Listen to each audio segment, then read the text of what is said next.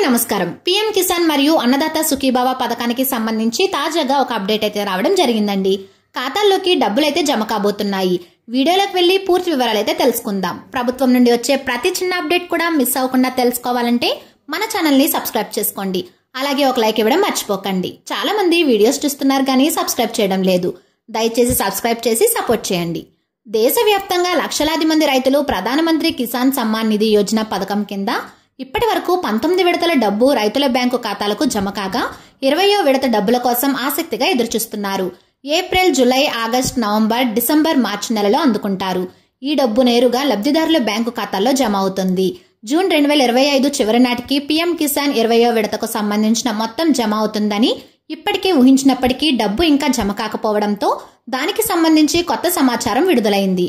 2025 ఫిబ్రవరిలో రైతుల బ్యాంకు ఖాతాలకు పీఎం కిసాన్ 19వ విడత జమ అయింది. ఇప్పుడు 4 నెలలు గడిచాయి. అందుకే రైతులు 20వ విడత ఎప్పుడు అందుకుంటారో అని ఆసక్తిగా ఎదురుచూస్తున్నారు. పీఎం కిసాన్ 20వ విడత గురించి కేంద్రం అధికారికంగా ప్రకటించినప్పటికీ జూలై మొదటి వారం లేదా రెండో వారంలో రైతుల బ్యాంకు ఖాతాలకు జమ అవుతుందని నివేదికలు వెలువడుతున్నాయి. మరోవైపు అన్నదాత సుఖీభావ పథకం కింద కేంద్ర ప్రభుత్వం పీఎం కిసాన్ పథకం ద్వారా ప్రస్తుత ఖరీఫ్ లో మొదటి విడతగా అందించాల్సిన 2,000 రూపాయలతో కలిసి రాష్ట్ర ప్రభుత్వం తన వంతుగా 5,000 రూపాయలను కలిపి మొత్తం మొదటి విడతలో 7,000 రూపాయలను రైతుల ఖాతాల్లో జమ చేసేందుకు అధికారులు ఎదురుచూస్తున్నారు. గత నెలలోనే అన్నదాత సుఖీభావ పథకాన్ని అమలు చేయాలని ప్రభుత్వం నిర్ణయించింది. ఒకేసారి కేంద్ర ప్రభుత్వం అమలు చేస్తున్న పీఎం కిసాన్ పథకం ద్వారా విడుదలయ్యే 2,000 రూపాయలతో కలిపి మొత్తం 7,000 రూపాయలను అందించేందుకు సిద్ధమైంది.